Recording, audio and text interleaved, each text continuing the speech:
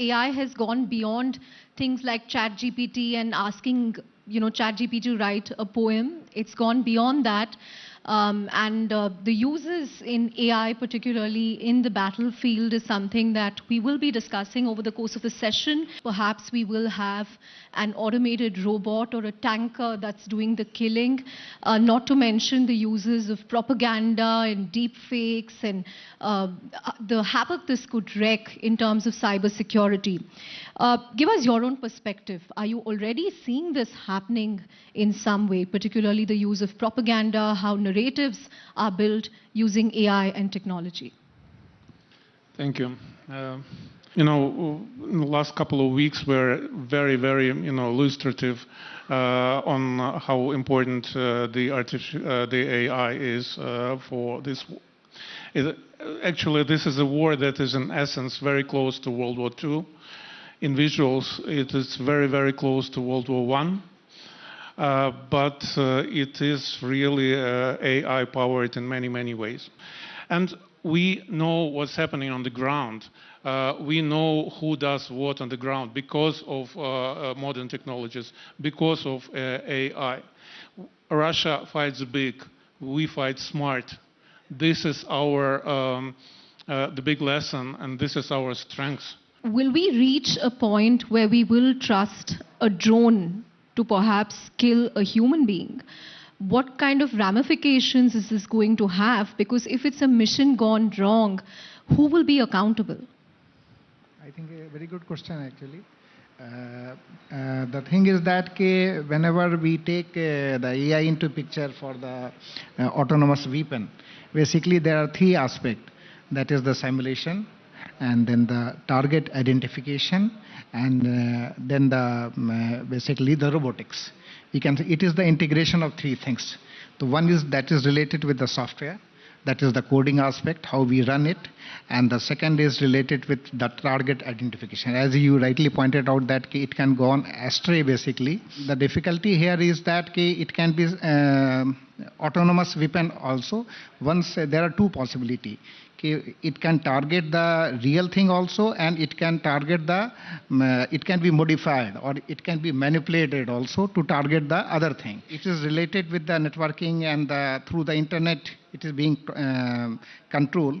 So the other thing is that that signal can be trapped just like the hacking of the software or the sites. Some other people hacks, and for that it does not require big asset. As right. I said, the infrastructure, the robotics and all that.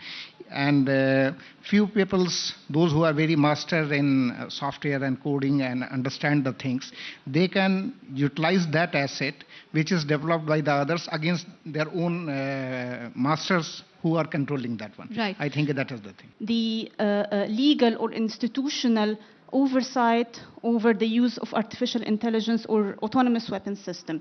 There, as Professor Tariq mentioned, there is a lack of consensus regarding placing the autonomous weapons systems in the existing international humanitarian laws that are governing the use of force. Okay, and because the principles of international humanitarian laws, they set high criteria to which is going to be very difficult to assess in relation to the usage of artificial intelligence. So it's highly unlikely to place any limitations on their usage. It's going to be very hard to hold a responsibility or accountability to a human decision making because they are away from or distant from where the decision was taken. Right. I want to get your thoughts on one other important aspect of the future of defense and war, and that has to do with chips, semiconductor chips. And the world is worried because Taiwan is the source of chips for half of the world, and TSMC counts Apple, Nvidia as some of its biggest clients. In fact, I read a report that said China is perhaps spending more on importing chips than oil. So if they wrest control, or God forbid, if they manage to invade, then the world's biggest source of chips is going to be with China. We are actually already inside of the World War III. Ukraine situation, Israeli situation is not only them. It's our situation. China, as Dr.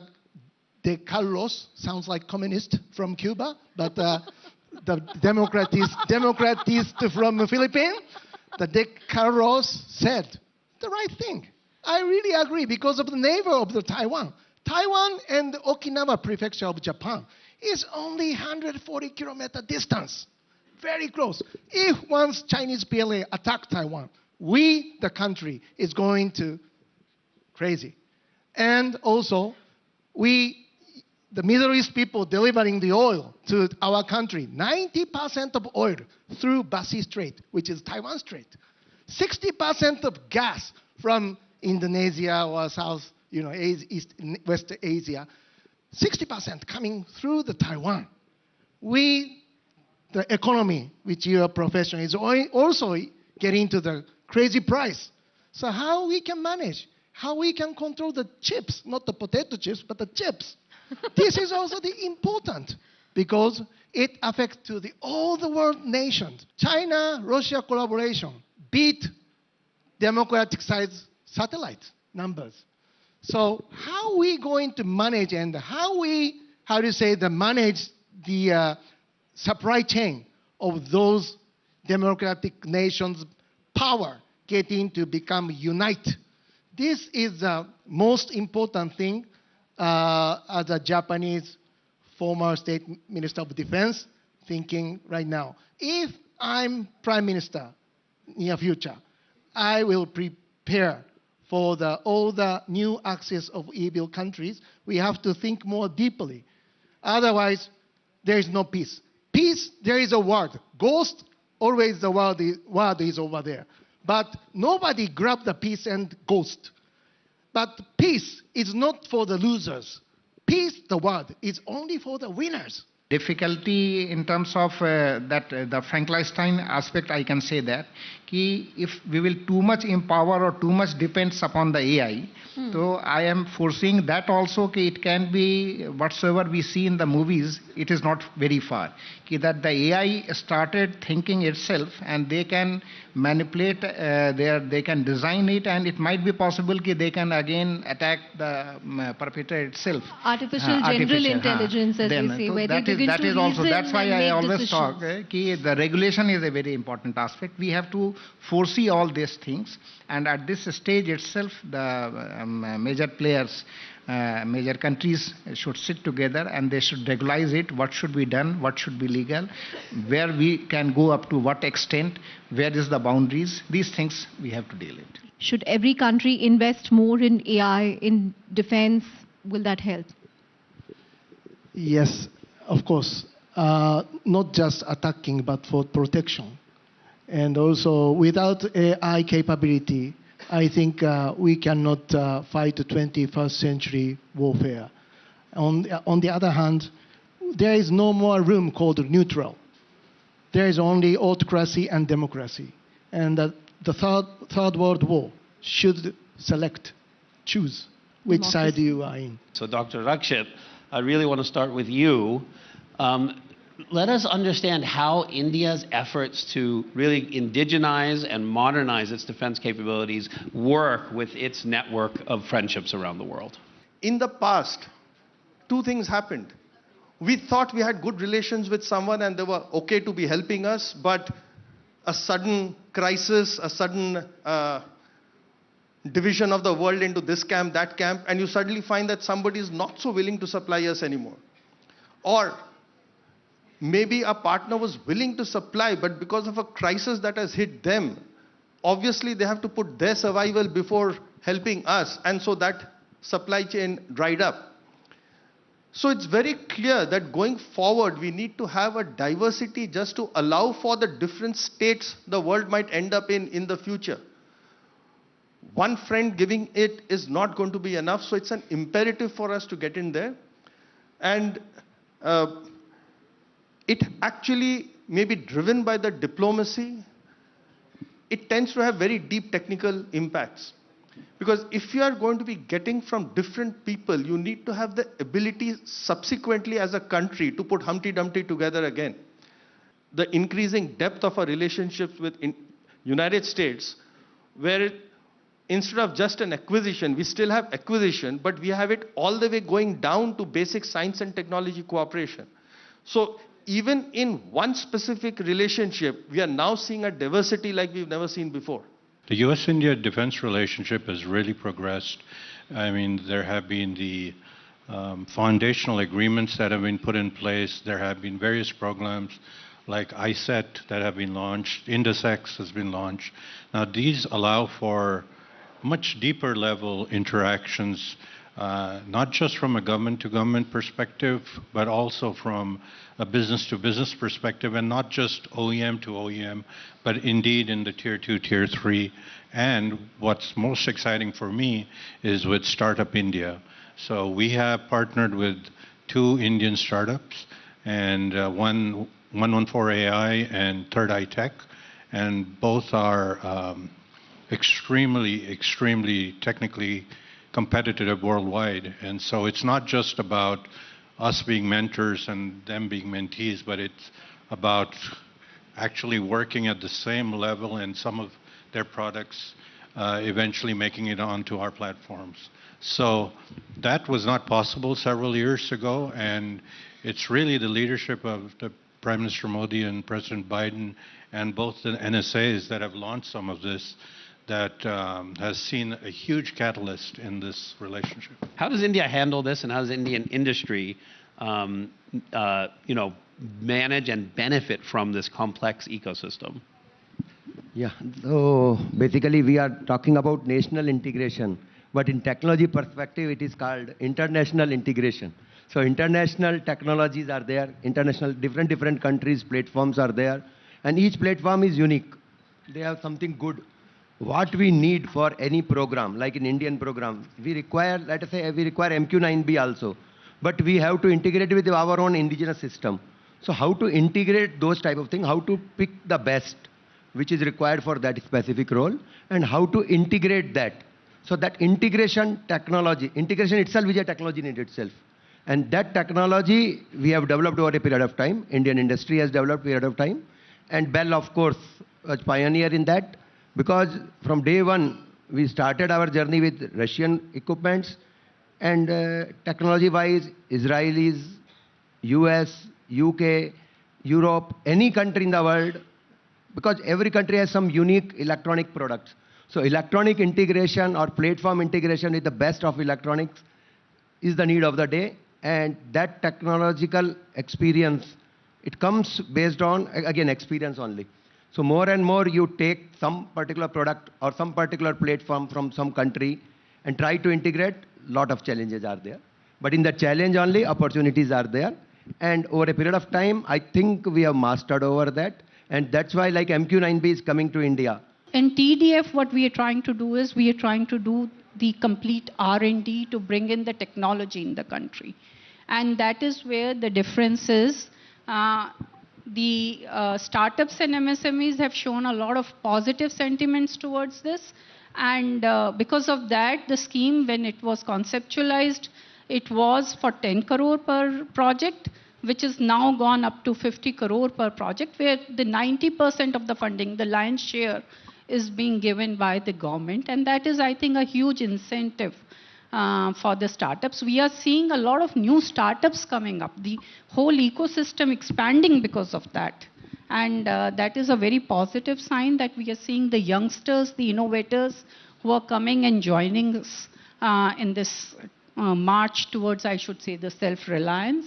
And I'm very hopeful that we should be making good progress in that. Mr. Otorbaev, a lot of people talk about the peace dividend, how countries can make the most of the peace that follows long wars.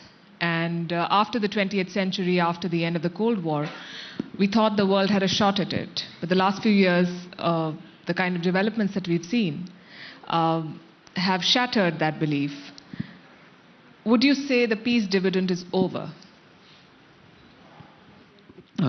First of all, my congratulations with excellent organization and level of participants bring this conference to complete success. Great philosopher Franz Kafka, who said famously that all talks are meaningless if there's lack of trust. So we all have to think what we have to do early in the morning, standing up, how to contribute on building trust everywhere, in our family, in our nation, with our neighbors, all over the world. Little step by step, trying to build trust. On October 7th last year, you saw the Hamas attack, and it seems to have shattered the peace dividend that Israel could have reaped after all these years of conflict. Do you think that you still have a shot at making those relationships work? I want to support the Prime Minister in saying that trust is very important. Trust is fundamental. Trust is the beginning. We missed an opportunity as a result, of course, of the vicious attack of the Hamas, which was unsolicited. There was no confrontation, no exchange of hostilities or violence. We can achieve peace if the Israeli leadership, and I have to make it very obvious, okay, for the sake of transparency, I don't speak for the State of Israel. I'm not a spokesman of the Israeli government. And I guess some of you who are familiar with the news know that I'm not a supporter of the Israeli government. On the contrary, I'm in a very sharp opposition to the government. So I need to say, if the Israeli government will be willing to make the necessary compromises at the end of the day to allow the creation of a Palestinian state within a framework of an agreement between us and them, and if the Palestinians will have the courage and the leadership to come along.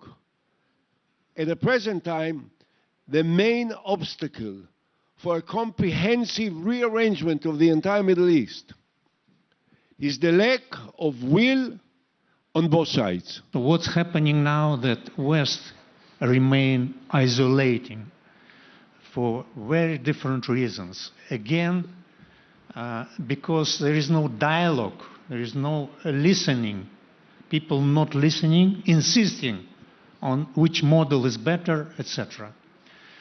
Emerging of China is a major element of deglobalization. So United States is quite jealous. They are losing the influence all the world.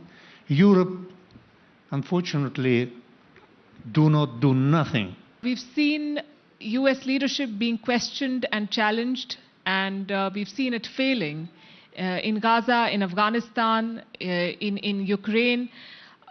What do countries like Israel then do? Do they look for other allies, or do they wait for America to get its act together? And this is an America that is heading into an election with the possibility of Donald Trump being on the ballot, the man who talks about walking out of multilateral engagements.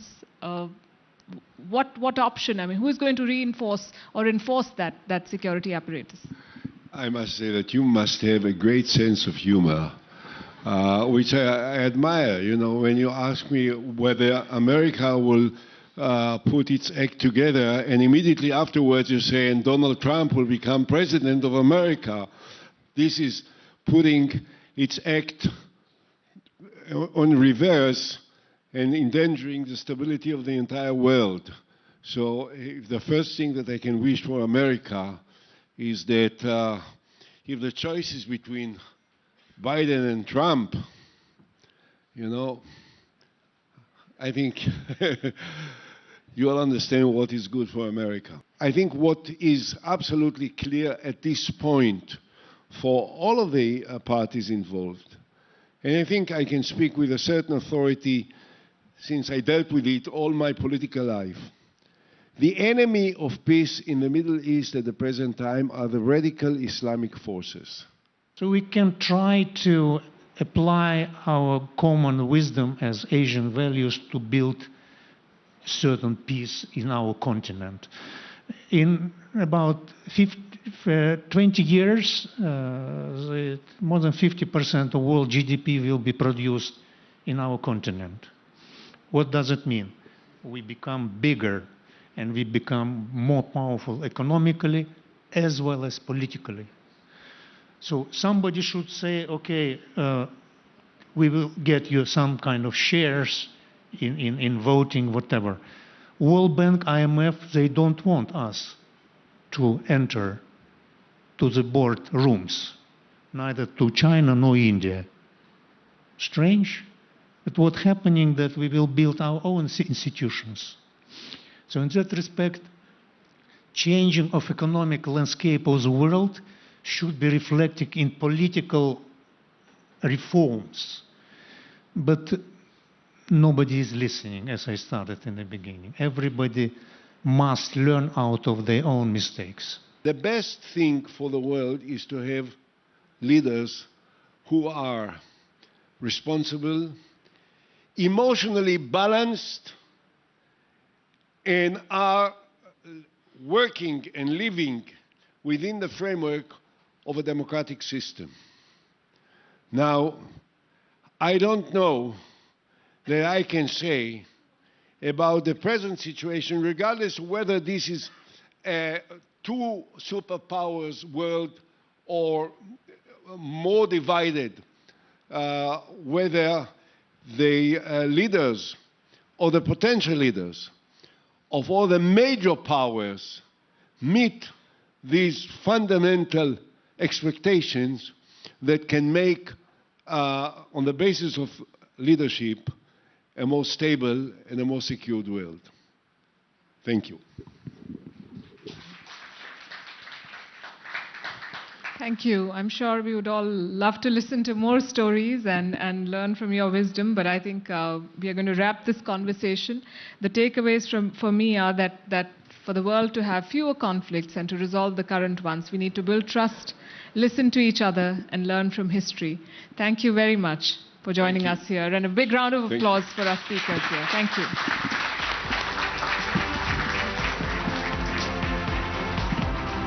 I request